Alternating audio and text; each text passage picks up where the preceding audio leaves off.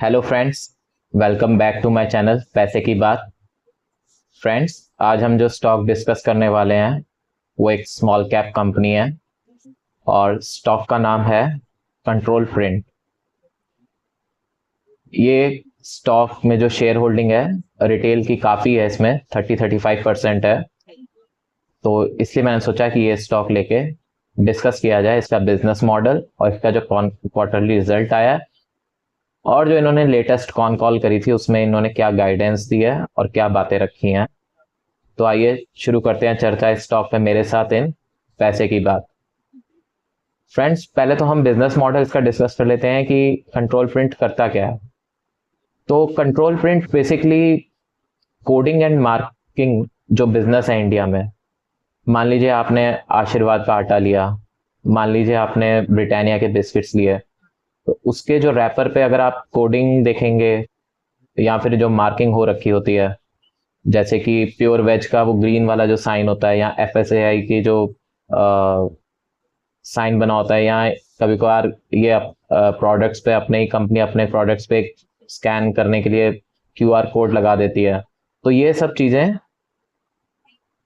Control print जो company है वो अपने प्रोडक्ट्स के थ्रू डिलीवर करती है। बेसिकली ये प्रिंटर बनाते हैं, इनका जो मेन बिजनेस है। ये प्रिंटर कोडिंग और मार्किंग के काम आते हैं, तो ये बेसिकली ये प्रिंटर सेल करते हैं कंपनीज को।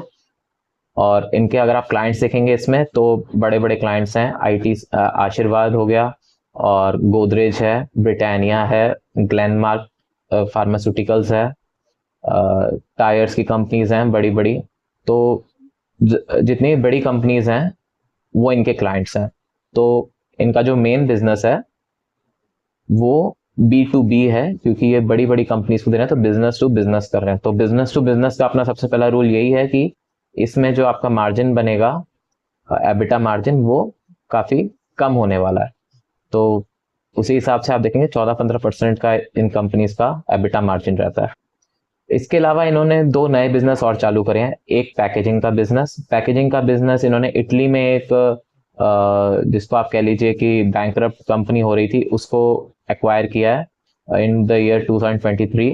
और तीसरा इनका बिजनेस है ट्रेस एंड ट्रैक सॉल्यूशंस का, यानी कि आपका जो भी प्रोडक्ट है उसको थ्रू स्कैन आप ट्रेस कर सकते हैं कि वो कहाँ तक पहुंचा। और ये एक सप्लाई चेन सॉल्यूशंस के तहत आता है। जनरली इंडिया में इसका जो मेन यूज आ रहा है वो मेडिसिन फार्मा सेक्टर में आ रहा है, क्योंकि जो मेडिसिन हैं उसमें कोई काउंटरफिटिंग, मतलब कोई धांधलेबाजी ना हो जाए।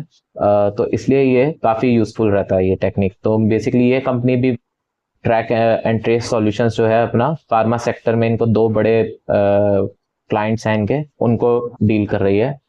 और जो इनका पैकेजिंग का बिजनेस है वो अभी प्रॉफिटेबल नहीं है, उसमें इनको लॉसेस देखने पड़ रहे हैं। लास्ट अगर आप क्वार्टर में भी देखेंगे तो इनको अप्रोक्सीमेटली 4.5 करोड़ का इस क्वार्टर में लॉस हुआ है पैकेजिंग बिजनेस में। अभी तक इन्होंने एक्चुअल में इटली में जो इनका प्लांट लिया है उसमें पैकेजिंग इन्होंने खुद से चालू नहीं करी है, क्योंकि ये रिसाइकलेबल मटेरियल के लिए R&D कर रहे हैं, रिसर्च एंड डेवलपमेंट कर रहे हैं, ताकि जो इनका प्रोडक्ट कॉस्ट है वो काफ़ी डाउन आ जाए। जो क्योंकि जो ये प्रोडक्ट बेच रहे हैं पैकेजिंग में वो थोड़ा कॉस्टली है, और इन्होंने अभी भी अपने प्लांट्स में पैकेजिंग शुरू नहीं किया है। बेसिकली ये इटली से ही इंपोर्ट करके यहाँ पे इंडिया में जो भी इनके क्लाइंट्स डिमांड करते हैं उनको वो पैकेजिंग देते हैं। और मशीन्स का बिजनेस भी है इनका, पैकेजिंग मशीन्स को डिस्ट्रीब्यूट करना। तो पैकेजिंग मशीन्स को भी ये इटली से इंपोर्ट करके यहाँ पे सेल्स कर रहे हैं। अभी तक 3-4 मशीन ही करी है, लेकिन उसमें भी इनको कुछ खासा प्रॉफिट मार्जिन इनके बने नहीं है, क्योंकि उनकी डिलीवरी में भी डिले हुआ है। क्योंकि जो रिक्वायरमेंट होती है कस्टमर की, उसके लिए बार बार आपको मशीन में मॉडिफिकेशंस करने पड़ते हैं। और दूसरा, स्पेयर पार्ट्स पे जब ये चलेगी डिलीवरी के बाद, जो मशीन है उसके बाद ही इसके जो स्पेयर पार्ट का बिजनेस और ये सब भी आगे बढ़ेगा। तो बेसिकली ये 3 बिजनेस हैं इनके, जो मैंने आपके 3 बिजनेस वर्टिकल डिस्कस किए। इनमें से एक पैकेजिंग बिजनेस अभी भी लॉस में है।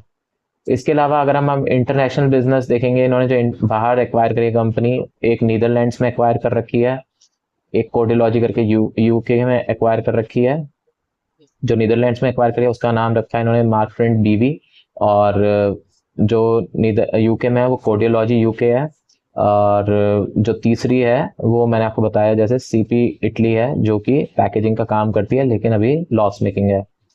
तो अब इसके बारे में हमें बिजनेस का पता चल गया कि क्या करती है। अब हम डिस्कस कर लेते हैं कि इनका जो रिजल्ट है वो कैसा रहा इस क्वार्टर का। तो अगर मैं इस क्वार्टर का रिजल्ट देखूं इस कंपनी का, तो आप देखेंगे कि इनका रेवेन्यू ग्रोथ जो हुआ वो 14% ईयर ऑन ईयर हुआ है, और जो इनका प्रॉफिट बिफोर टैक्स था वो 30% ईयर ऑन ईयर हुआ है। एबिटा मार्जिन इनका 16% का रहा है। तो जैसे मैंने आपको बताया था कि B2B कंपनी होती है तो एबिटा मार्जिन हमेशा कंप्रेस में रहते हैं, तो 16% का एबिटा मार्जिन है। और ग्रॉस मार्जिन जो होता है इनका वो 60% का है। तो 60% ग्रॉस मार्जिन और एबिटा मार्जिन 16-17%। तो ये इतना डिफरेंस इसलिए एक और भी है क्योंकि जो इनकी पैकेजिंग की कंपनी है वो अभी भी प्रॉफिटेबल नहीं है, तो उधर इनको लॉसेज इंक्योर होते हैं तो एबिटा मार्जिन पे इफेक्ट आता है। और दूसरा, ये अपना प्रिंटर का जो बिजनेस है, जो इनका मेन बिजनेस, उसको भी इंडिया में एक्सपेंड कर रहे हैं, तो वहां भी एक्सपेंडिचर होता है एक्सपेंशन में। और R&D जो कर रहे हैं ये पैकेजिंग मटेरियल की रिसाइकलेबल के लिए, उसमें इनका कैपेक्स लगता है, तो इससे इनका एबिटा मार्जिन पे फर्क पड़ता है। और इनका जो प्रॉफिट पैट मार्जिन है वो 7.20 का है, तो वो भी कुछ खास नहीं है।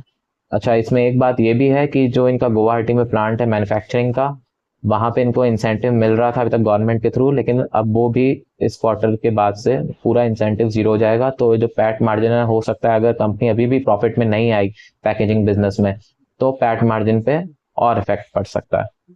इसके अलावा अब हम डिस्कस कर लेते हैं कि इनका जो कंपनी का रेवेन्यू आया जो प्रिंटर से, उसमें भी जो सेगमेंट्स होते हैं इनके, कि भाई प्रिंटर सेल से कितना आया, आफ्टर सर्विस से कितना आया, स्पेयर से कितना आया, और कंज्यूमेबल्स जैसे इंक हो गई, जो इनके पार्ट्स होते हैं जो बार बार रिन्यू करने पड़ते हैं, उनसे कितना बिजनेस आया। तो उसमें आप देखेंगे तो इस क्वार्टर में उनका 11% प्रिंटर से बिजनेस आया सेल्स करके, 62% इनका बिजनेस आया है कंज्यूमेबल से, यानी कि जो इंक जेट इसमें प्रिंटर में लगती होगी या जो भी रिप्लेसेबल पार्ट्स होते हैं जो पीरियोडिकली चेंज करने पड़ते हैं।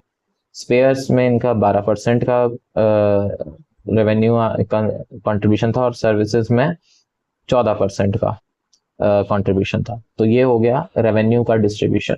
इसके बाद अगर हम बात करेंगे कंपनी के ग्रोथ गाइडेंस जो इन्होंने दी है, तो 12 से 14% का ये कह रहे हैं कि हमारा जो प्रिंटिंग का बिजनेस है वो ग्रो करना चाहिए। और जो ट्रैक एंड ट्रेस सॉल्यूशंस वाला बिजनेस है उसके लिए ये लोग कह रहे हैं कि अभी हम फार्मा सेक्टर में जो हमने क्लाइंट्स हैं हमारे, उनका रिस्पॉन्स देखते हैं हम कुछ गाइडेंस दे सकते हैं, तो वहाँ गाइडेंस उनका क्लियर नहीं है। और ब्रेक इवन कह रहे हैं कि इस साल ये वाला जो ट्रैक एंड ट्रेस बिजनेस है ये ब्रेक इवन इस फाइनेंशियल ईयर में हो जाएगा। पैकेजिंग बिजनेस को लेके कॉन कॉल में मैनेजमेंट भी बहुत कंसर्न थी कि ये क्यों बढ़ नहीं रहा है और इसमें प्रॉफिटेबल कैसे होगा, तो उस पर ये लोग अभी विचार कर रहे हैं। तो ये होप कर रहे हैं कि आने वाले 1 या 1.5 साल में पैकेजिंग बिजनेस भी ब्रेक इवन पॉइंट पे आ जाए। तब तक कंपनी को लॉसेस फेस करने पड़ेंगे। और इस कॉन कॉल की गाइडेंस के बाद ही आप देखेंगे स्टॉक पिछले 3-4 दिन से कम 15 से 16% गिर चुका है। और ये वाजिब बात भी होती है क्योंकि जब इन्वेस्टर्स को क्लियर गाइडेंस नहीं मिलेगा कंपनी का कि क्या ग्रोथ गाइडेंस है, तो फिर कंपनी का जो ट्रस्ट है कंपनी में वो थोड़ा कम हो जाता है, और उसी का रिएक्शन फिर आपको स्टॉक मार्केट के प्राइस में दिखता है। इसके दोस्तों, अब हम बात कर लेते हैं कंपनी के वैल्यूएशंस की, क्योंकि कोई भी स्टॉक एक पर्टिकुलर वैल्यूएशन पे काफी अट्रैक्टिव हो जाता है और कोई भी स्टॉक एक पर्टिकुलर वैल्यूएशन पे बेचने लायक भी हो जाता है। तो सबसे पहले मैं कंपनी का मार्केट कैप देख लेता हूँ, तो वो 1200 करोड़ का है, तो छोटी कंपनी है, ज्यादा मार्केट कैप है नहीं।